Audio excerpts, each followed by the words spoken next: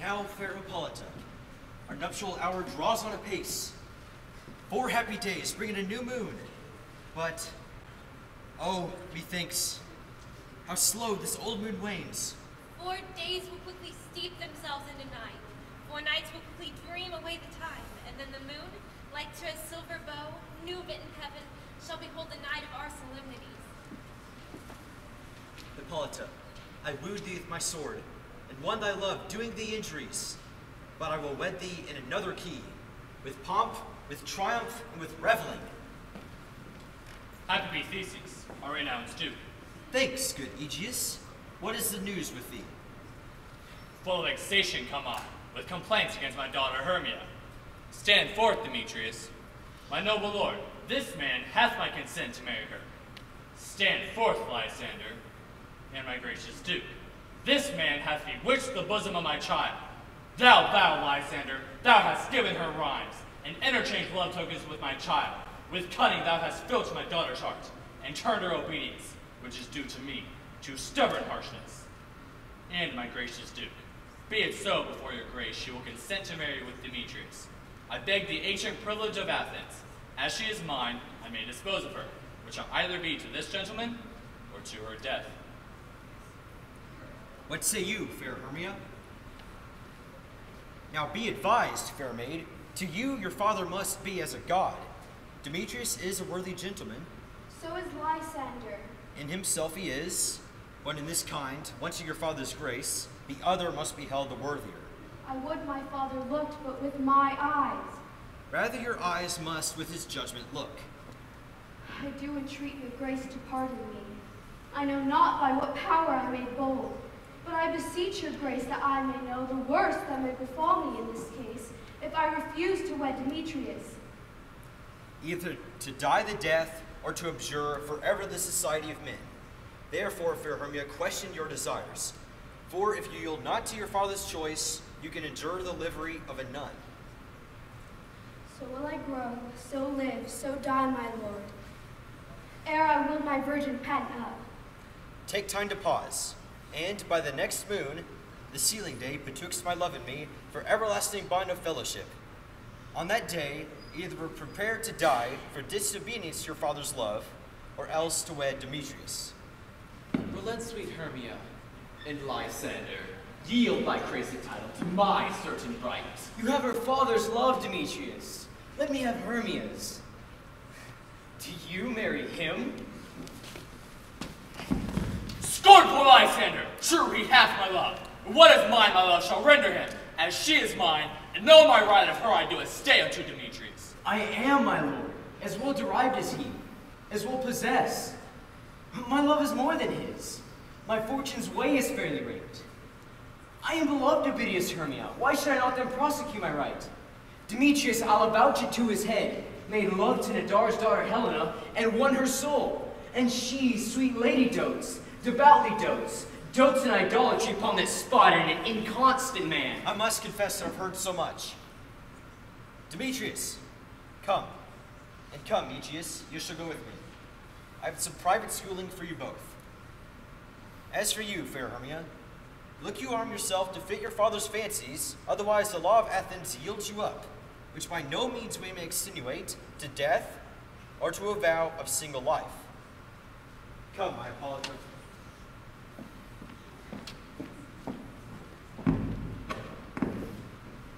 Ay me, for aught that I could ever read, could ever hear by tale of history, the course of true love never did run smooth.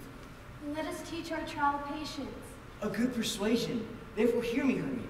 I have a widowed aunt, a dowager of great revenue, and she hath no child. From Athens is her house, remote 7 leagues.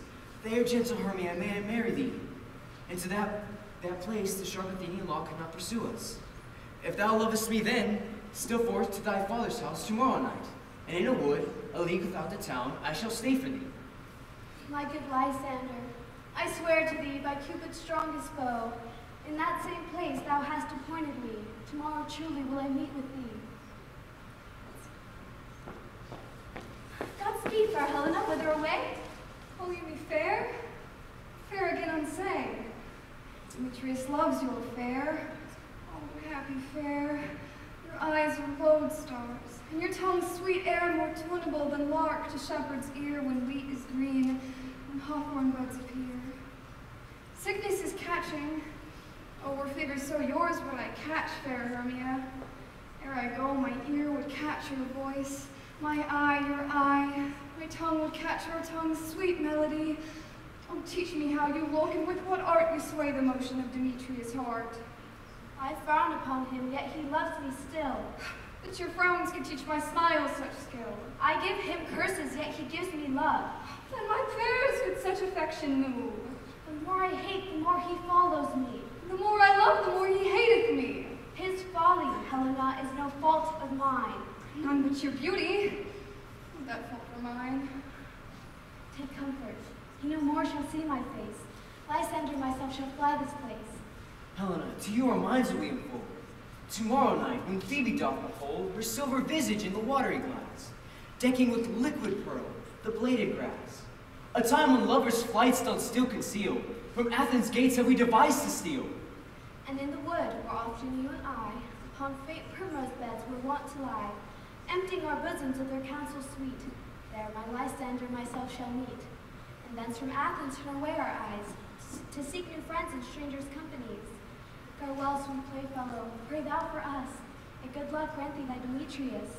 Keep word, Lysander, when we stub our sight, from lovers' food till tomorrow, deep good night. I will, Hermia. Helena, adieu. As you on him, Demetrius dote on you.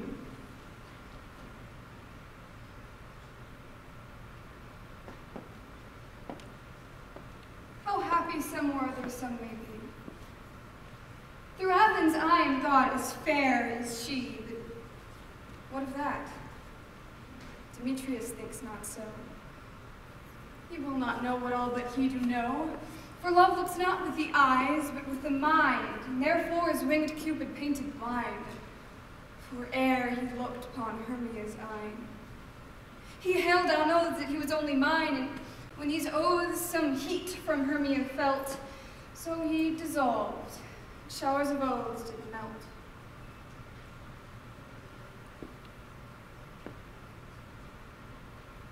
I will go tell him, a fair Hermia's flight. Then to the wood will he tomorrow night pursue her. And for this intelligence, if I have thanks, it is a dear expense, but I mean to enrich my pain, to have his sight thither and back again.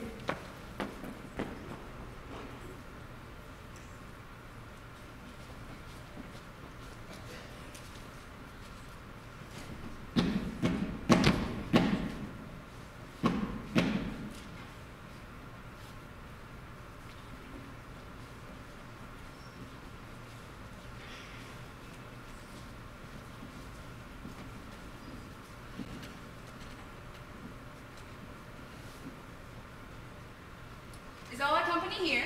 You were best to call them generally, man by man, according to the script. Here is the scroll of every man's name sought fit through all of Athens to proceed in our interlude for the Duke and Duchess on his wedding day at night.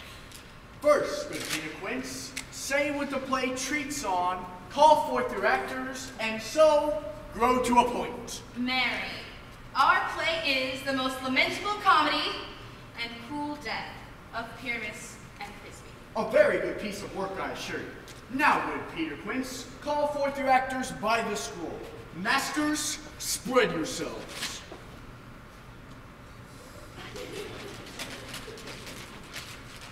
Nick Bottom the Weaver, Ready? Name what part I'm for and proceed. you are set down for Pyramus. What is Pyramus? A lover or a tyrant? A lover that kills himself most gallant for love. That will ask some true tears in the performing of it. If I do it, let the audience look to their eyes. I will move storms, and to the rest, yet my chief humor is but a tyrant. I can play Hercules rarely. The raging rocks and shimmering shocks shall break the locks of prison gates, and Phoebus' car shall shine from far, and make and mar the foolish fates. This was lofty. Now name the rest of the players. Francis flew to the bellows mender. Peter Quince. you must take Thisbe on you. What is Thisbe, a wandering knight? It is the lady that Pyramus must love. Nay, faith, let me not play a woman. I have a beard coming. Ooh! Let me play Thisbe too. I will speak in a monstrous little voice. Thisbe, Thisbe, I'm Pyramus dear, thy lady dear, and lover dear. No, you must play Pyramus, and flute, you Thisbe. Well, proceed. Robin Starveling the tailor.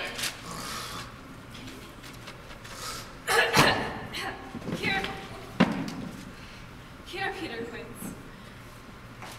Robin Starveling, you are set down for Thisbe's mother. Tom Snout the tinker. Here, Peter Quince. You, Thisbe's father. Myself, Pyramus's father. And Snug the joiner, you the lion's part. And I hope you're the play fitted. Have you the lion's part written? Pray you, if it be, give it me, for I am slow of study. You may do it extempore, for it's nothing but roaring. Ooh! Let me play the lion too. I will roar that I will do any man's good heart to hear me. I will roar that I will make the Duke say, "Let him roar again! Let him roar again!" No, you can play no part for Pyramus, for Pyramus is a sweet-faced man, a proper man as one shall see in a summer's day, a most lovely, gentleman-like man. Therefore you must needs play Pyramus. Well, I will undertake it. Masters, here are your parts, and I am to entreat you, request you, and desire you to con them by tomorrow night and meet me a mile without the town in the palace wood, and there rehearse as we will do it before the Duke. I pray you, fail me not. Yes, there we may rehearse most obscenely and courageously. Now, take parts. Be perfect. Adieu!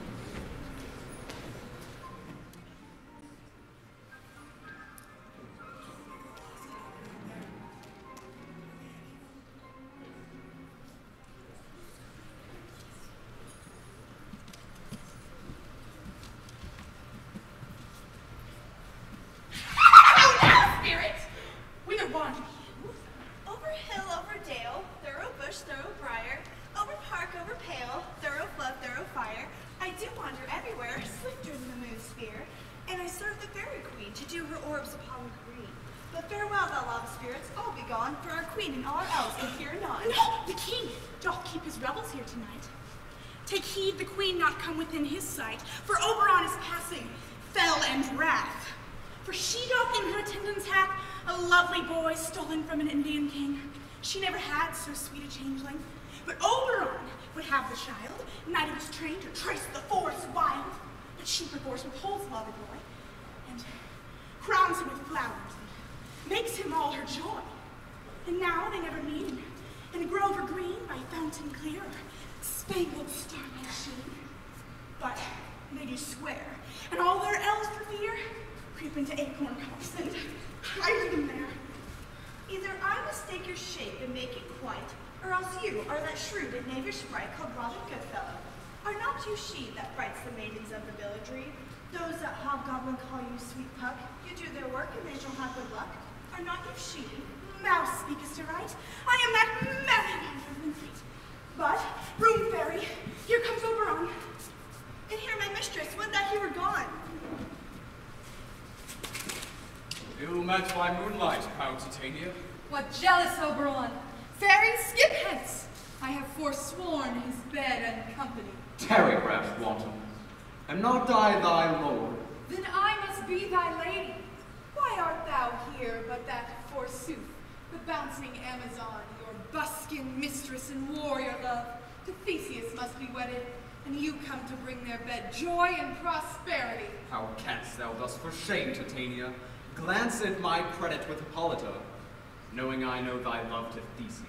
These are the forgeries of jealousy, and never since the midsummer spring met we on hill, in dale, forest, or mead to dance our ringlets to the whistling wind.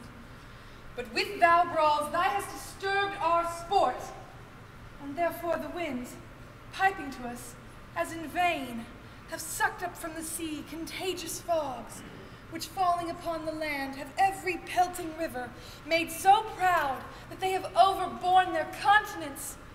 And through this distemperature we see the seasons alter.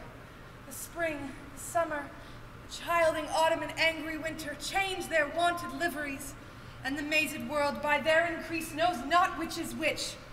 And this same progeny of evils comes from our debate, from our dissension. We are their parents and original.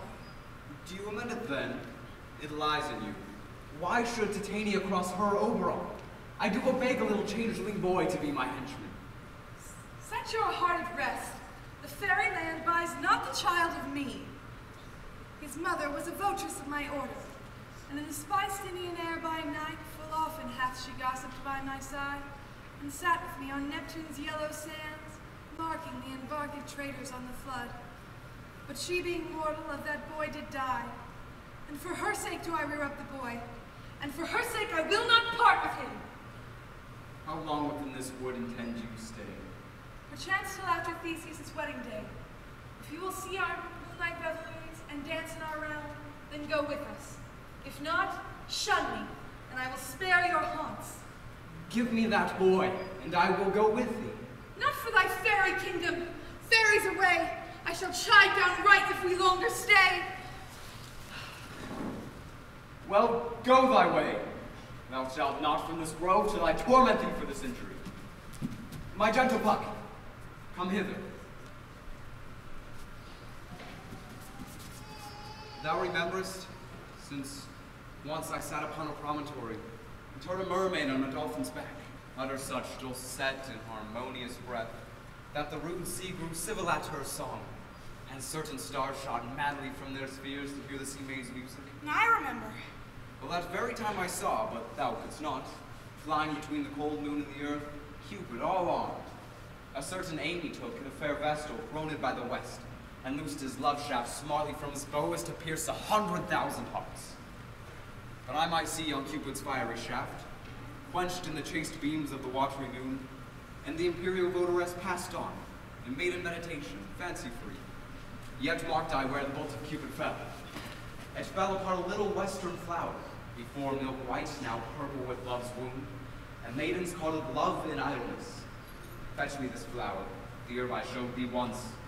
The juice of it on sleeping eyelid laid will make or man or woman madly dote upon the next-eyed creature that it sees. Fetch me this herb, and look thou meet me here again, ere the Leviathan can soon leave. I'll put a girdle round about the earth in 40 minutes. Having once this juice, I'll watch Titania when she is asleep, and drop the liquor of it in her eyes.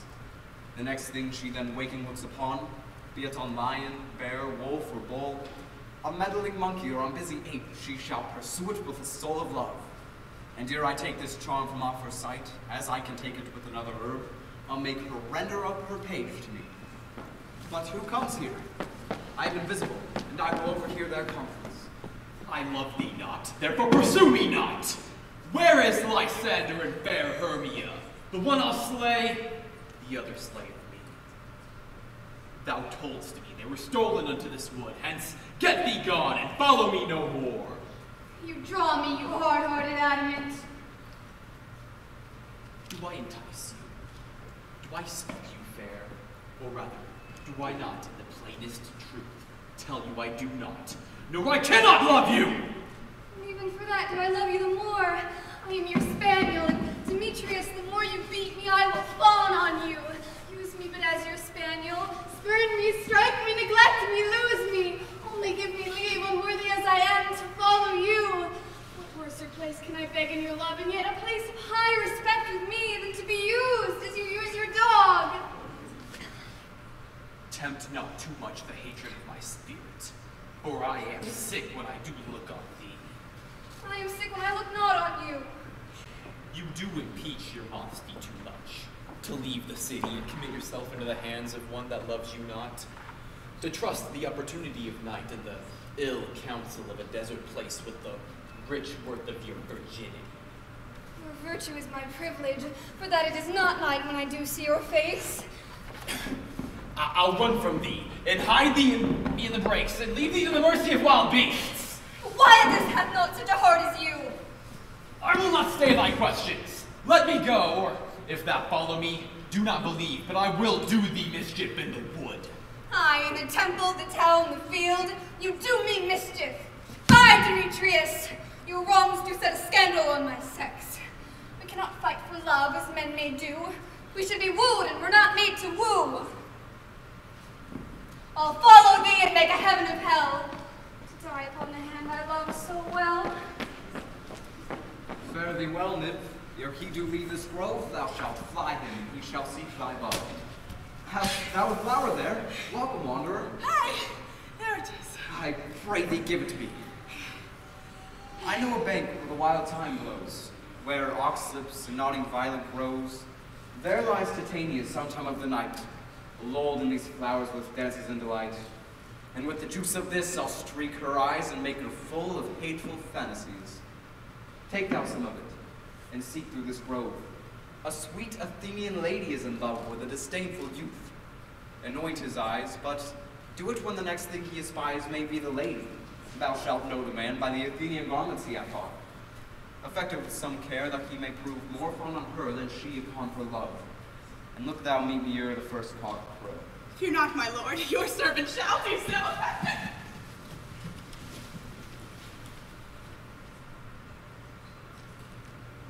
Come now, a round of fairy song. Sing me now asleep, then to your offices and let me rest.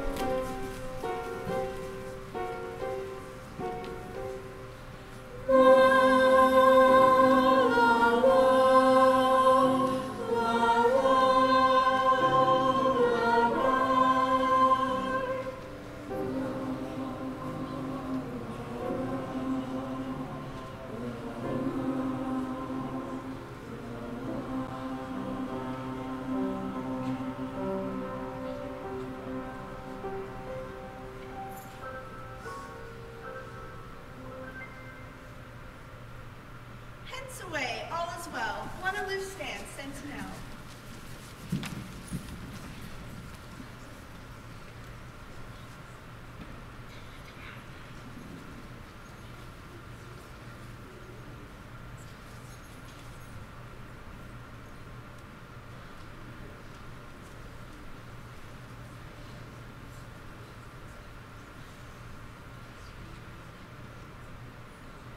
What thou seest when thou dost wake, do it for thy true love take, love and languish for its sake. Be it on ounce or cat or bear, hard or boar with bristled hair, in thine eye which shall appear, when thou wakest, it is thy dear. Wake when some vile thing is near.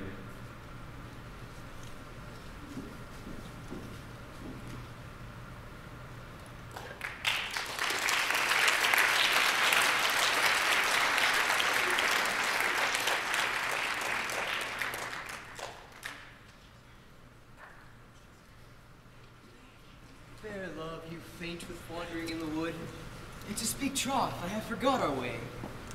We'll rest us, Hermia, if you think it good, and tarry for the comfort of the day. Be it so, Lysander. Find you out of bed, for I upon this bank will rest my head. One turf shall serve as a pillow for us both. One heart, two bosoms in one trough. Nay, good Lysander, for my sake, my dear, lie further off yet. Do not lie so near. Oh, take sense, sweet of my innocence. Love takes meaning in love's conference. Then by your side no bedroom me to lie, for lying so, Hermia, I do not lie. Lysander riddles very prettily. Now much be shrew my manners and my pride, if Hermia were to say Lysander lied. But, gentle friend, with love and courtesy, lie further off yet in human modesty. Here is my bed. Sleep give thee all its rest. And with half that wish, the wisher's eyes be pressed.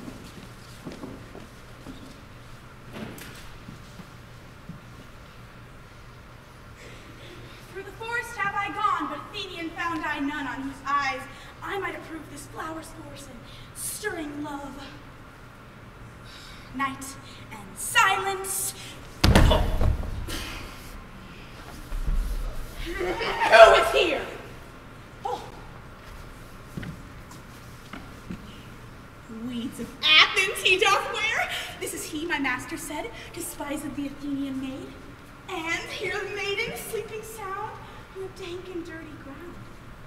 Pretty soul, she durst not lie near this lack love, this kill courtesy. Churl, upon my eyes I throw all the powerless charmed off thou. And when thou wakest, let love forbid sleep to seat on thy eyelid. And so awake when I am gone, for I must now tip Oberon.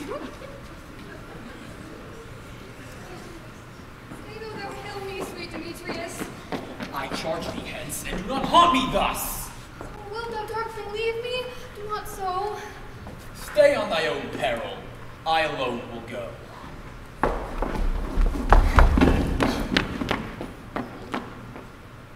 I am out of breath in this fond chase. The more my prayer, the lesser is my grace. Happy is Hermia, wheresoe'er she lies, for she hath blessed and attractive eyes. How came her eyes so bright? Not with salt tears, if so mine are oftener washed than hers. No, I am ugly as a bear, for beasts that meet me run away for fear. Therefore no marvel that Demetrius do as a monster fly my presence thus. But who is here? Lysander? On the ground? Dead or asleep? I see no blood, no wound. Lysander, if you live, good sir, awake. And run through the fire for thy sweet sake. Say not so, Lysander, say not so. What though you love your Hermia? Lord, what though? That Hermia still loves you, then be content. Content with Hermia? No. I do repent the tedious minutes with her I've spent. Not Hermia, but Helena I love. Who would not change a raven for a dove? Before was I to this keen mockery born. When at your hands did I deserve this scorn? Good troth you do me wrong, good sooth you do in such disdainful manner me to woo. Oh, that a lady of one man refused should of another therefore be abused. She sees not Hermia. Hermia sleeped out there, and never mayest thou come Lysander near.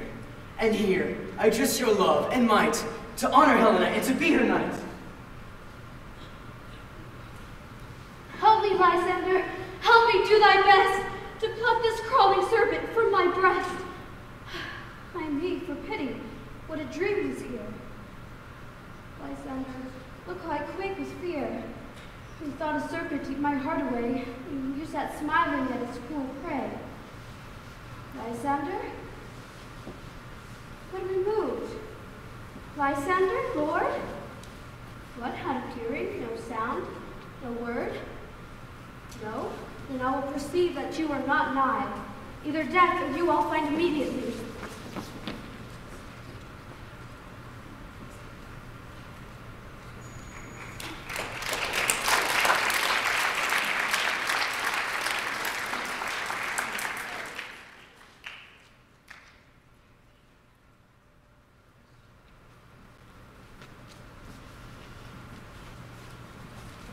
Are we all met? Pass. Here's a marvelous convenient place for our rehearsal. This green plot shall be our stage. This hawthorn brake, our tiring house. We will do it in action as we will do it before the Duke. Come, sit down, every mother's son, and rehearse your parts. Pyramus, once you have spoken your speech, and to enter into that break, and so everyone according to his cue.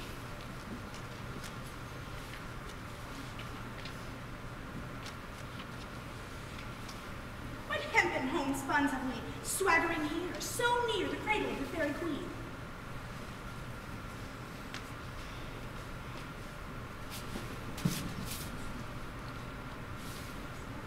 What? A play toward? I'll be an auditor and an actress too, perhaps, if I see cause. Pyramus, speak. Thisbe, stand forth. Oh, Thisbe, thy odious savors sweet. Odors, savors sweet. So hath thy breath, thy Thisbe dear. But hark, a voice. Stay here but a while, and I will to thee appear. A stranger, Pyramus, than e'er played here. Must I speak now? Aye, marry, must you. For you must understand that he goes but to hear a noise he has heard and is to come again. Oh, lily white hue as the shade as a triumph breer. Oh, as truest horse that yet would never tire, while thou meet me at Minnie's tomb. Nihilist tomb, man! Why must you not speak that yet? You speak all your part at once, cues and all. Pyramus, your part, your cue, is past. It is never tired. If I were fair Thisbe, I were only thine. Oh, monsters, oh strange, we're haunted. Prey masters, fly masters, how? I'll follow you. I'll lead you about around. Through bog, through bush, through brake, through briar. Sometimes a horse I'll be. Sometimes a hound, a hog, a headless bear, sometimes a fire. And they bark and growl and roar and burn like horse, hog, hound, bear, fire, at every turn. Why do they run? This is neighbor of them to make me a fear. Oh, bottom, thou art changed. Where do I see on thee? Bless thee, bottom, bless thee. Thou art translated. This is neighbor of them. But stir me not, for I will not stir from this place. I will walk up and down here, and I will sing, to show that I am not afraid. Oh, the woosel cock so black with heel. What angel wakes me from my flowery bed? The orange tawny bill, the grin with little quill. I pray thee, gentle mortal, sing again. Mine ear is much enamored to thy note, as is mine eye enthralled to thy shape, and thy fair virtue's force perforce doth move me, on first view to say, to swear, I love thee. Methinks, mistress, you should have little reason for that. And you know, love and truth keep little people together nowadays. Oh, thou art as wise as thou art beautiful. Not so neither. And if I had enough wit to get out of these woods, I'd have served my own turn. Out of this wood do not desire to go. Thou shalt remain here whether thou wilt or no. I am a spirit of no common rate. The summer still doth tend upon my state, and I do love thee, therefore go with me. I will give thee fairies to attend on thee. They'll fetch thee jewels from the deep, and sing while thou on pressed flowers dost sleep. And I will purge thy mortal grossness so, and thou shalt like an airy spirit go. Peace blossom, cobweb, moth, and mustard seed. Ready? And I. And I. And I. Where shall we go? Be kind and courteous to this gentleman. Hop in his walks and gambol in his eyes. Feed him apricots and dewberries, with purple grapes, green figs, and mulberries. Steal the honey bags from the humble bees. Nod to him, elves. Do him courtesies. Hail, mortal. Hail, hail, hail. I cry your worship's mercy. I beseech your name, ma'am. Cobweb. Good Mistress Cobweb, I shall desire you of more acquaintance. And yours, madam. Peace blossom. Good Mistress Peace Blossom, I shall desire you of more acquaintance too.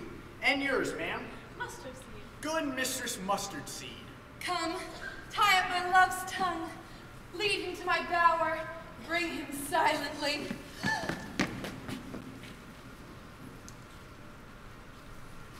Well, this falls out better than I could devise. But hast thou yet lashed the Athenian's eyes with the love juice as I bid thee do? Yes, I took him sleeping, that is finished too, and the Athenian lady by his side, that when he wake, of force she must be eyed. Stand close. This is the same Athenian. This is the woman, but not this the man. Oh, what rebuke you him that loves you so? Lay breath so bitter on your bitter foe. No, I but chide that I should use thee worse. For thou, I fear, hast given me cause to curse that thou hast slain Lysander in his sleep. The sun was not unto the day as he to me. Would he have stolen away from sleeping Hermia? It cannot be, but thou hast murdered him. So a murderer looks, so dead, so grim. So should the murdered look, and so should I, pierced through the heart by your stern cruelty. What's this to my Lysander? Where is he? Ah, good Demetrius, wilt thou give him me? I had rather give his carcass to my hounds. Out, dog, out, cur! Thou hast driven me past the bounds of maiden's patience. Hast thou slain him then? Henceforth be never numbered among men. You spend your passion on a misprized mood. I am not guilty of Lysander's blood, nor is he dead, for aught that I can tell. I pray thee, will tell me that he is well. And if I could, what then should I get there for? A privilege never to see me more. And from thy hated presence part I so. See me no more, whether he be dead or no. There is no following her in this fierce vein. Here, therefore, for a while I shall remain.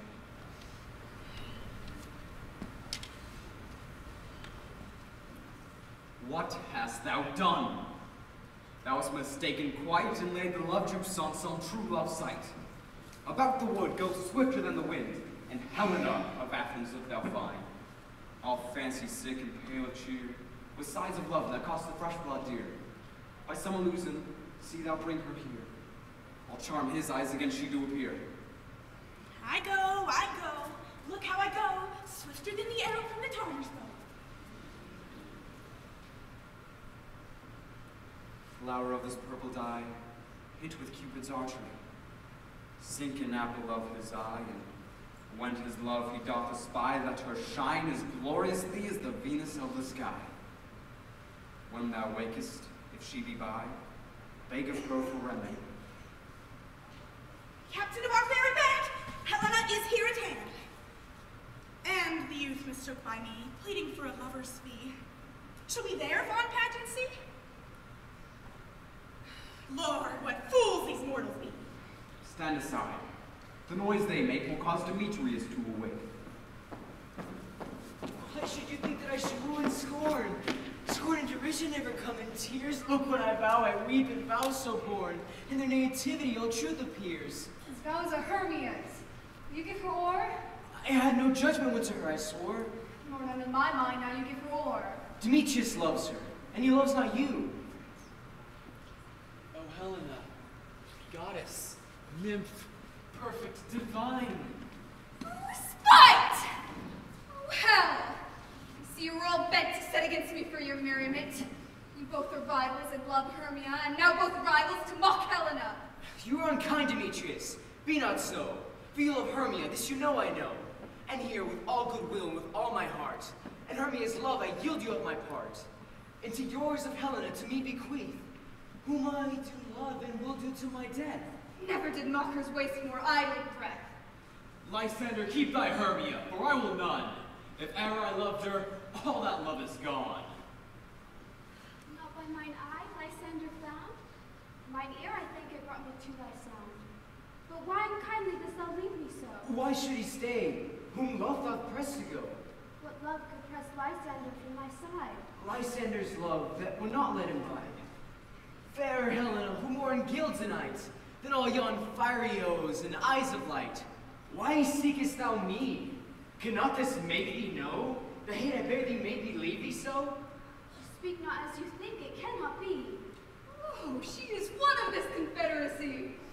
I perceive they have conjoined all three to fashion this false sport in spite of me. Injurious Hermia, most ungrateful maid. You conspired? Have you with these contrived to bait me with this foul derision? It's all the counsel we two have shared, the sisters' vows, the hours we have spent when we have chid the hasty-footed time for parting us. Was it all forgot? I'm amazed at your passionate words. I scorn you not. It seems that you scorn me. Have you not set Lysander as in scorn to follow me and praise my eyes and face? And when Demetrius, your other love, who even but now did spurn me with his foot to call me goddess, nymph, divine and rare? I understand not what you mean by this. I do persevere. Counterfeit sad looks, make mouths upon me when I turn my back, wink each at each other, hold the sweet jest up. But fare thee well. 'Tis partly my own fault, which death or absence soon shall remedy. Stay, gentle Helena. Hear my excuse. My love, my life, my soul, my fair Helena. Oh, excellent. Sweet, do not scorn her so. If she cannot entreat, then I can compel. Thou canst compel no more than she entreat. Helena, I love thee by my life I do. I swear I love thee more than he can do. If thou say so, withdraw it, prove it to. Quick, come. Lysander, where to tends all this? Haste off, thou cat! Thou vile thing, let loose! For I will shake thee from me like a serpent. Demetrius, I'll keep thy word with thee. I would I had your bond. I'll not trust your word. What? Should I harm her? Strike her, kill her dead? Although I hate her, I'll not harm her so. What greater harm can you do me than hate? Hate me! Wherefore? What news, my love? Am I not Hermia? Am not you, Lysander? Since night you loved me, yet since night you left me. Why then you left me in earnest, shall I say? I, by my life, I never did desire to see thee more. Therefore be it of hope, of question, of doubt. Be certain nothing truer, 'tis no jest, that I do hate thee and love Helena. Oh me. You juggler! You canker blossom, you thief of blood! What, have you come by night and stolen my love's heart from him? Fie, you counterfeit! You puppet, you! Puppet? Why so? Ah, that way goes the game. I perceive that she hath made compare between our statures, and with her personage, her tall personage, her height forsooth, she hath prevailed with him. And are you so grown in his esteem because I am so dwarfish and so low? How low am I, thou painted maple? Speak! How low am I? I am not yet so low that I can reach my nails unto thine eyes. Oh, though you mock me, gentlemen, let her not hurt me. I was never cursed. I have no gift for shrewishness. I am a right maid for my cowardice. Let her not strike me. Perhaps may think because she's something lower than myself that I can match her. Lower? Hark again! Oh, good Hermia! Do not be so bitter with me. I never more did love you, Hermia. Let me go. You see how simple and how fond I am? What, get you gone? Who is you. A foolish heart that I leave here behind. What, with Lysander? Demetrius. Do not worry, she shall not harm thee, Helena. No, sir, she shall not, though you take her part. Oh, when she is angry, she is keen and shrewd. She was vixen when we went to school, and though she be but little, she is fierce. Little again! Nothing but low and little. Why will you suffer her to flout me thus? Let me come to her! Get you gone, you dwarf! You minimus of knot-grass maid, you bead, you acorn! Let her alone! Speak not of Helena. Now follow if thou darest to try who's right, of thine or mine that is in most in Helena. Follow? Nay, I'll come with thee, cheek by jowl. Mistress, all this coil is long of you. Nay, go not back.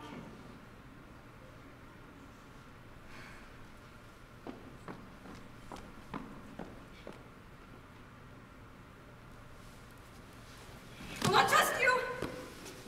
I no longer stay in your cursed company. Your hands than mine are quicker for a fray. My legs are longer, though, to run away.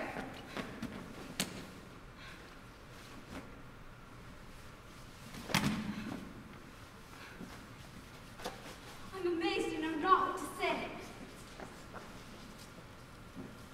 This is thy negligence. Still thou mistakest, or else committest thy knaveries willfully. Believe me, King of Shadows, I mistook.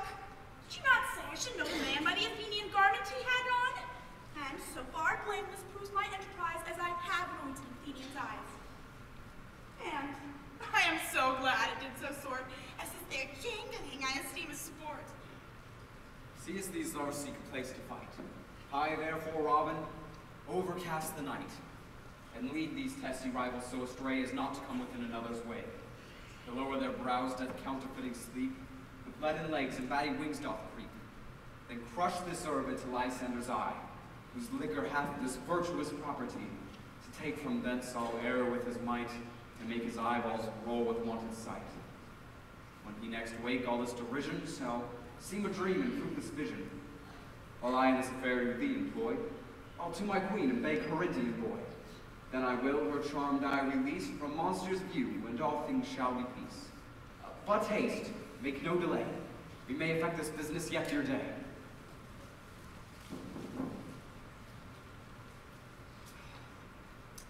Up and down, up and down. I will lead them up and down. I am feared in field and town. Goblin, lead them up and down. Here comes one. Where art thou, proud Demetrius? Speak thou now! Here, villain, drawn and ready. I will be with thee straight. Follow me then to plainer ground. Lysander! Speak again! Thou runaway! Thou coward! Art thou fled? Speak! In some bush? Where dost thou hide thy head? Come, recreant. Come now, child, I'll whip thee with a rod. Yea, art thou there?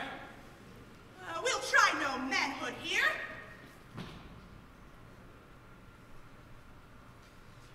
He goes before me and still dares me on. Where I come where he calls and he is gone. The villain is much lighter heeled than I. I followed fast, but faster did he fly. Oh, that I am dark and uneven way. Here will rest me. Come thou gentle day. Thou runnest before me, shifting every place, and darest not stand, nor look me in the face. Where art thou now? Come here, I am hither. Nay, then, thou mockst me. Thou shalt buy this dear, if ever I thy face by daylight see. Now go thy way. Faintness constraineth me to measure out my cold length on this cold bed here. My days approach, look to be visited.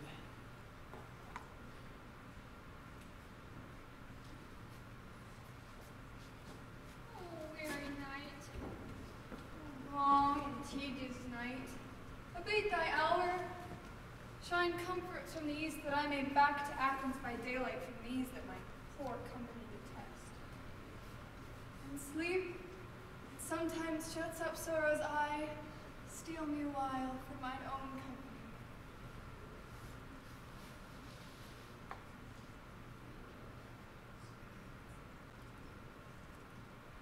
That but three! Come one more, two of both kind make up for. Never so unweary, never so in woe, bedabbled with the dew and torn with the briars. I do not further crawl nor further go. My legs can't keep up with my desires.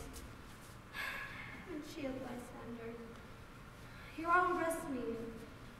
I mean the fray. Heaven shield thy standard, they mean.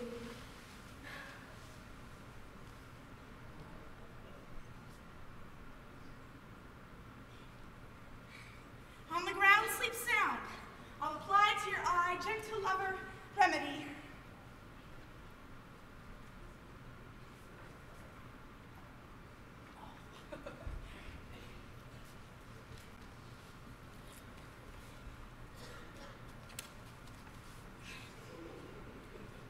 And when thou wakest, thou takest true delight in the sight of thy former lady's eye. And the country proverb known that every man should have his own. Jack shall have Jill, and naught shall go ill. A man shall have his mare again, and all shall be well.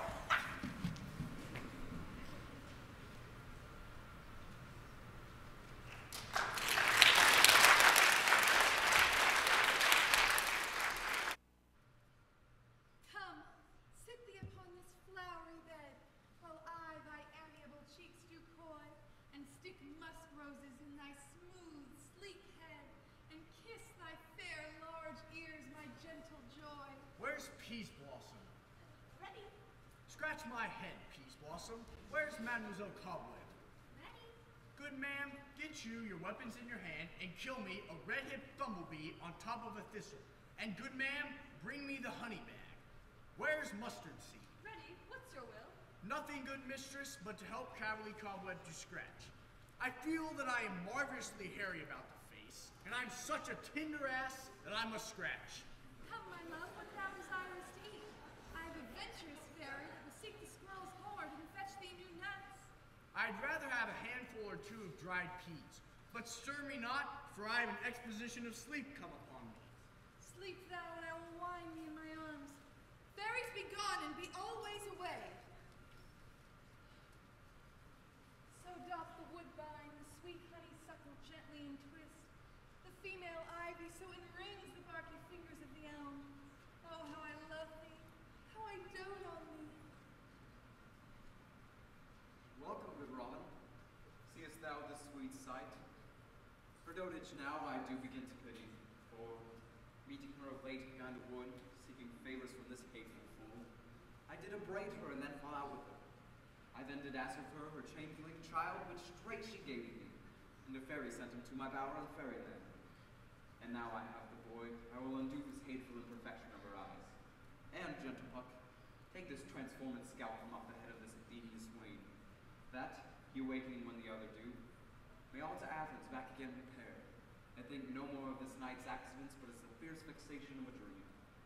But first, I will release the fairy queen. Beest thou what wont to be, seest thou what wont to see. Now, Titania, wake you, my sweet queen.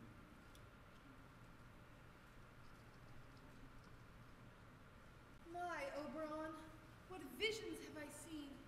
Methought I was enamored of an ass. There lies your love. How came these things to pass? Mine eyes do loathe his visage now. And when thou wakest, with thine own fool's eyes peep. Come, my queen, take hands with me, and rock the ground where all these sleepers be. Now thou and I are new in amity, and will tomorrow midnight solemnly dance in Duke Theseus' house triumphantly, and bless it to all fair prosperity. Fairy king, attend and mark. I do hear the morning lark. Then, my queen, in silence sad, trip we after the night's shade. We the glow can compass soon, swifter than the wandering moon. Come, my lord, and in our flight, tell me how it came this night, that I, sleeping here, was found with these mortals on the ground.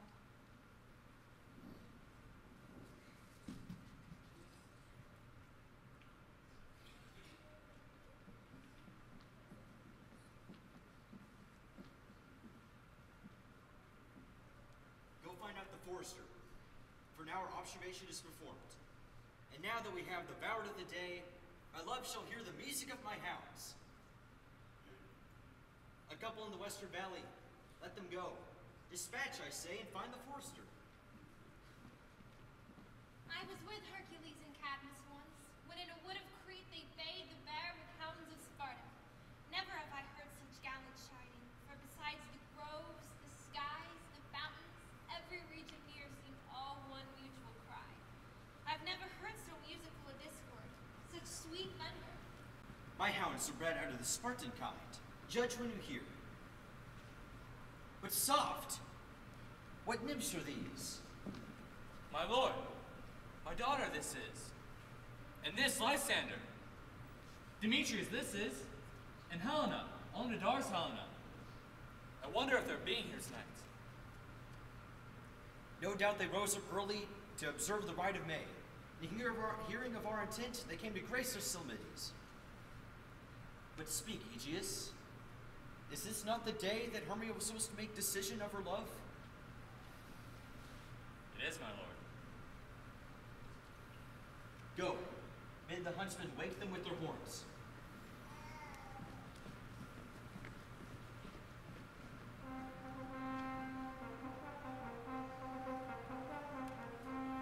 Good morrow, friends. Saint Valentine is past. Begin these wood birds but to couple now. I pray you all, stand up. I know you two are rival enemies. What is the meaning of this gentle concord in the world? My lord, is it I swear I cannot truly say how I came here. And now do I bethink me so it is, I came with Hermia hither. Our intent was to be gone from Athens, where without the peril of the Athenian law. Enough!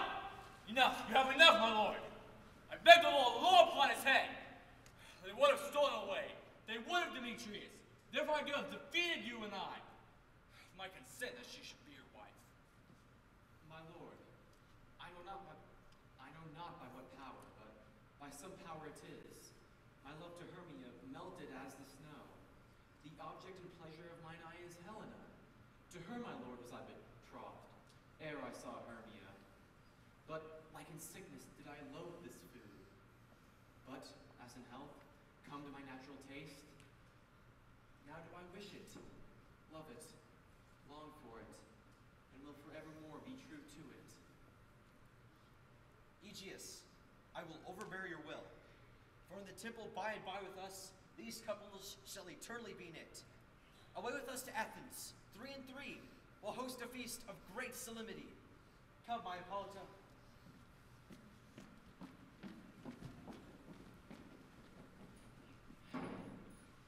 Do you think that we are awake? It seems to me that yet we sleep, we dream. Was it not that our Grand Duke was here and bid us to follow him? Yea, and my father, and Hippolyta. And he did bid us to follow to the temple. Then we are awake. Let us go, and on the way, let us recount our dreams.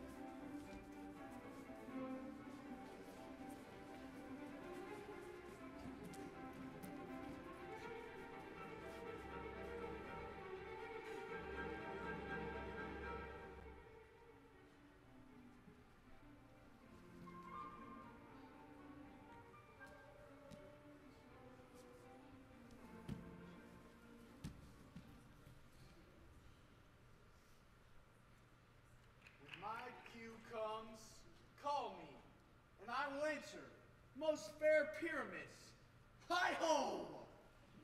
Quince, flute, snout. Oh, gods, my life stolen and hence left me asleep. I've had a most rare vision. I've had a dream past the wit of man to say what this dream was. Man is but an ass if he goes to expound upon this dream. Methought I had, and methought I was, to expound upon this dream. The eyes of man hath not heard, the ears of man hath not seen, the hands to taste, the tongue to conceive, or the heart to report what this dream was. I will get Peter Quince to write a ballad of this dream, and it shall be called Bottom's Dream, for it hath no bottom. And I should perform it in the latter end of the play before the Duke. Oh.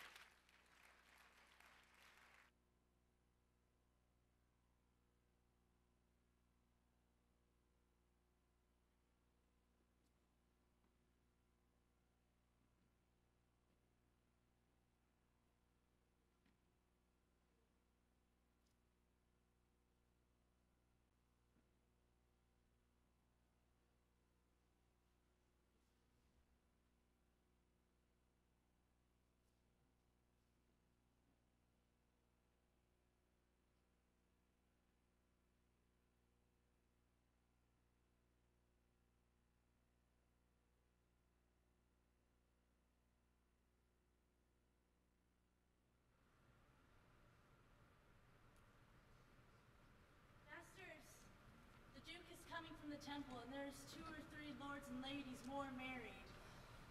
Have you sent to Bottom's house? Has he come home yet? He cannot be heard of. Out of doubt he is transported. If he come not, then the play is mine. If he continues, doth it? It's not possible. There's not a man in all of Athens able to discharge Pyramus, but he. No, he has simply the best wit of any handicraft man of all of Athens. Oh, sweet, holy Bottom. Where are these lads?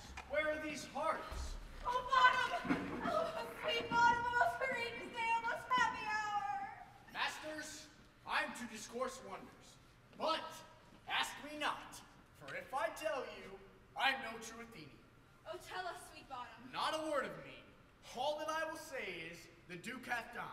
So, get your apparel together, and meet presently at the palace, because our play is preferred. Now, away! Go away!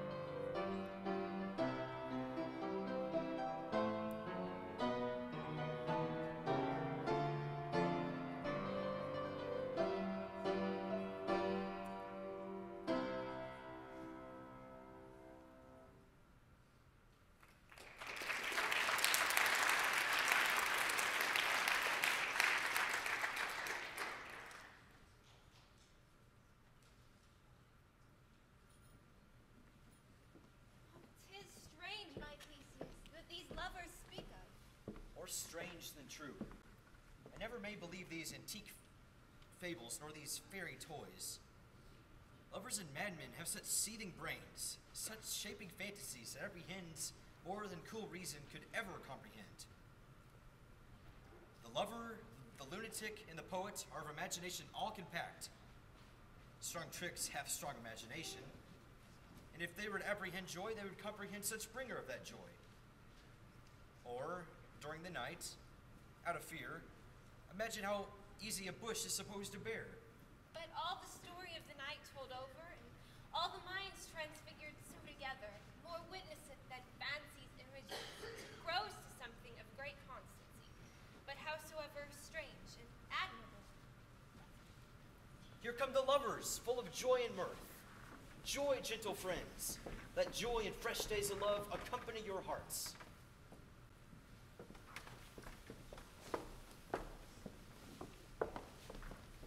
Come now, what masks, what dances shall we have to wear away this 3-hour period between our after supper and bedtime? Where is our usual manager of mirth? Here, mighty Theseus. What abridgment have you for this evening? There is a brief. How many sports are right?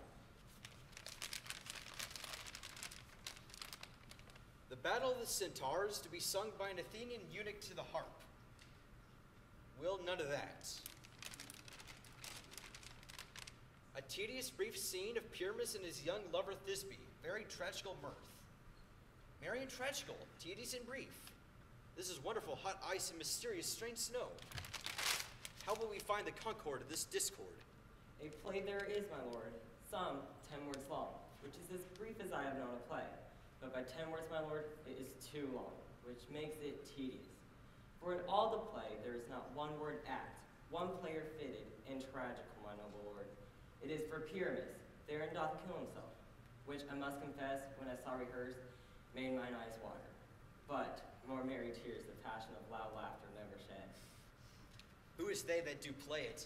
Hard-handed men that work in Athens, which never labored in their minds till now. And we will hear it. No, my noble lord, I have heard it over, and it is nothing, nothing in the world. I will hear that play. Go, bring them in. I love not to see wretchedness overcharged. Why, my gentle sweet, you shall see no such thing. But he says he can do nothing of this kind. But the kinder weed give them thanks for nothing. So please, your grace, the prologue is addressed. Let him approach.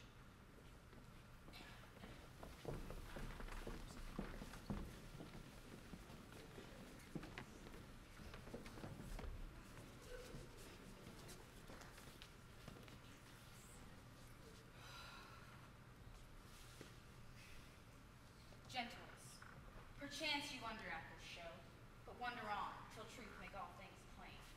This man is Pyramus, if you would know, and this beauteous lady, Thisbe, is certain.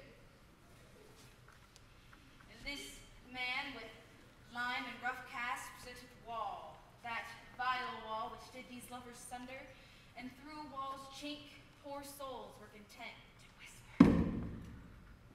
And this man with lanthorn, dog, and bush of thorns said that moonshine.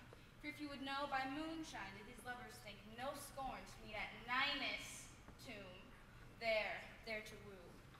And this grisly beast, which lion hied by name, and Thisbe coming first by night did scare away, or rather did affright, and as she fled, her mantle she did fall. Anon comes Pyramus, sweet youth and tall, and finds his trusty Thisbe's mantle slain.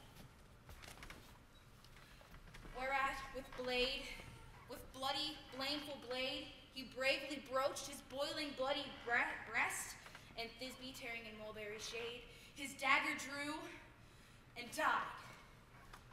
For all the rest, let moonshine, wall, lion, and lovers twain at large discourse, while here they do remain. I wonder if the lion be to speak. No wonder, my lord. One lion may, while many asses do.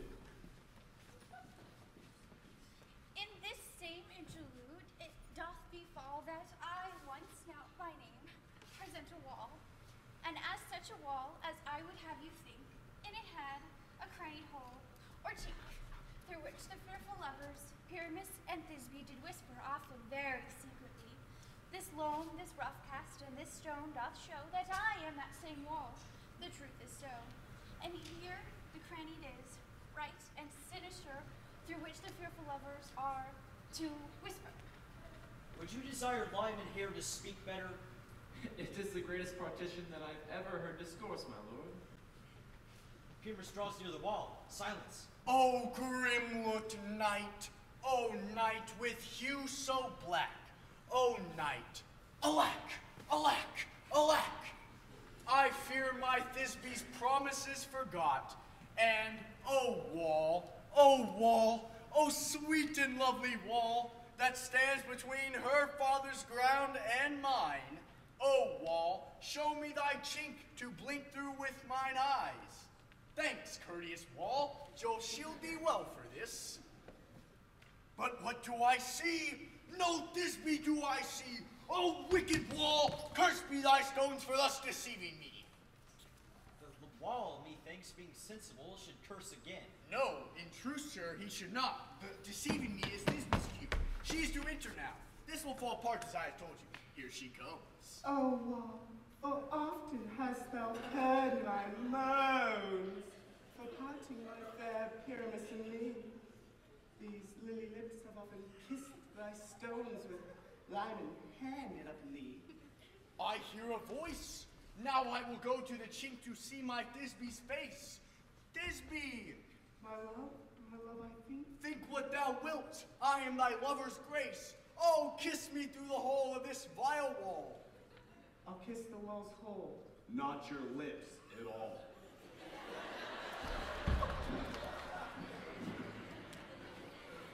Wilt thou meet at Ninny's tomb? That's Ninus' tomb. That's Ninus' tomb. Meet me straight away. Tide life, tide death, I come without delay.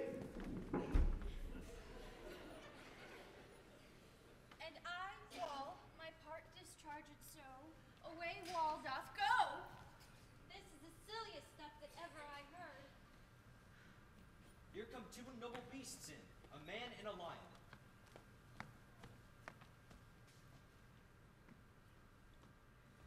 You ladies, you, whose gentle hearts do fear, the smallest monstrous mouse that creeps on floor, may now perchance both quake and tremble here, when lion rough in wildest rage doth roar, then know that I, one snug the joiner, am a lion fell, nor else no lion's dam.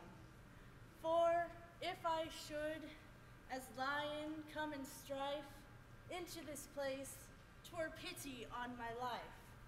A very noble beast, and of a good conscience. The very best of the beasts that e'er I saw, my lord. Let us listen to the moon. This lanthorn doth the horn and moon present. You should have worn the horns on his head. This lanthorn doth the horn and moon present. Myself, the man in the moon, do seem to be. This is the greatest error of all the rest. For if it is the man in the moon, then why is the man not inside of the lanthorn? How else is it the man in the moon? I am aweary of this moon. What he would change? Proceed, moon. All I have to say is to tell you that this is the moon, I the man in the moon, this thorn bush my thorn bush, and this dog my dog. Why, all of these should be in the lanthorn, for all of these are in the moon. But silence. Here comes Thisbe. This is old Ninny's tomb. Where is my love? Roar! Well roared, lion. Well roared. Well run, Thisbe. Well shown, moon.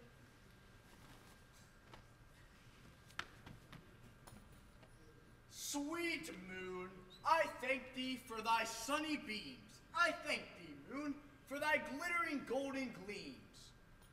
But stay, O spite, what dreadful doe is here? Eyes, do you see? How can it be? Oh, dainty duck, oh dear, what stained with blood?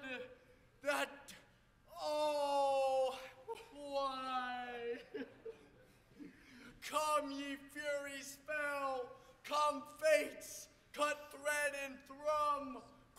crush conclude and quell. Be shrew my heart, but I pity the man. Nature is that lion's frame that deflowered my dear, which was the fairest dame that lived, that liked, that looked, that loved, with cheer. Out sword and wound that left the pap of Pyramus, I pap, thus I die.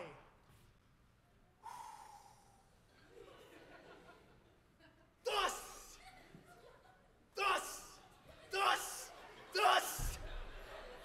oh, oh.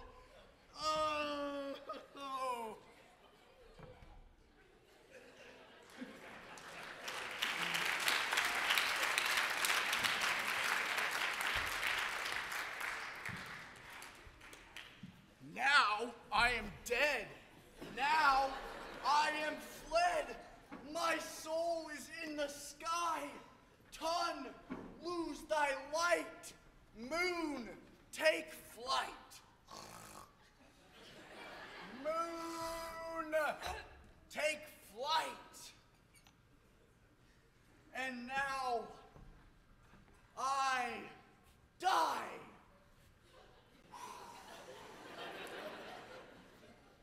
Ah! Ah! Ah! Ah! Oh! Oh! I die! Oh! I die! Die! Die! Oh! Oh! And now I die.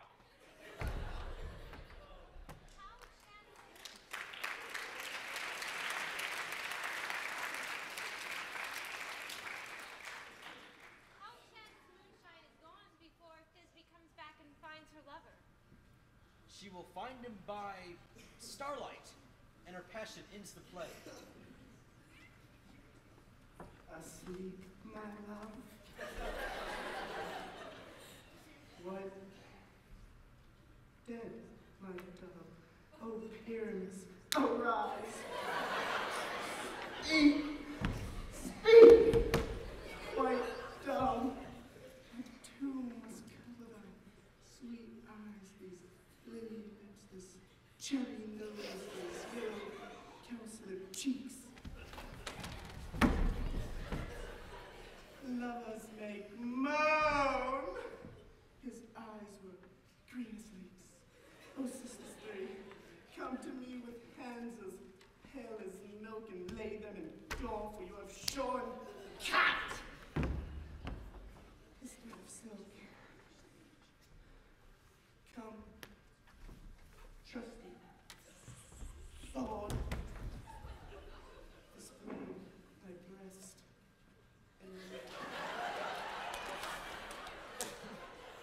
And farewell friends, thus Thisbe ends. Adieu, adieu, adieu.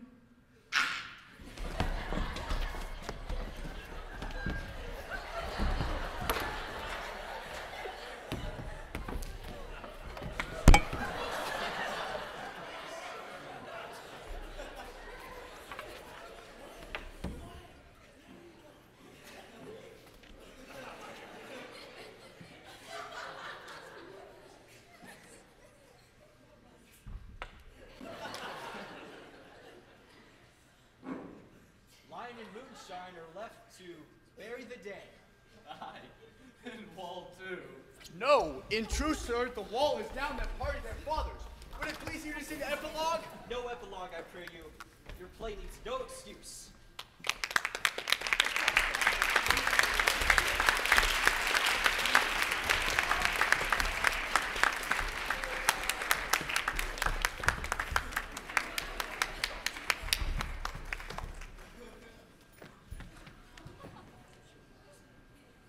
The iron tug of midnight hath told 12. Now, lovers, to bed. 'Tis fairy time.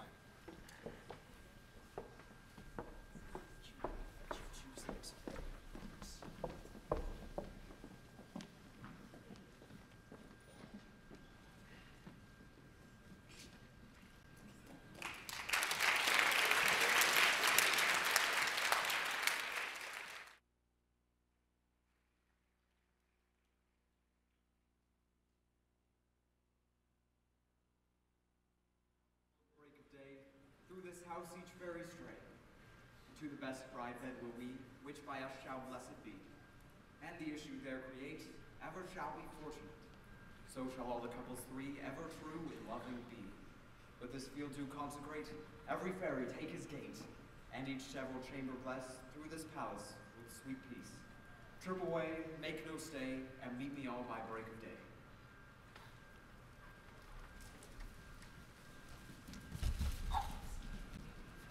If we shadows have offended, think but this, and all is mended, that you have but slumbered here while these visions did appear, and this weak and idle theme no more yielding but a dream. Gentles, do not reprehend. If you pardon, we will mend. And as I am an honest buck, if we have unearned luck so to scape this serpent's tongue, we will make amends ere long, or else puck a lion. And so, good night unto you all. Give me your hands if we be friends, and Robin shall restore amends.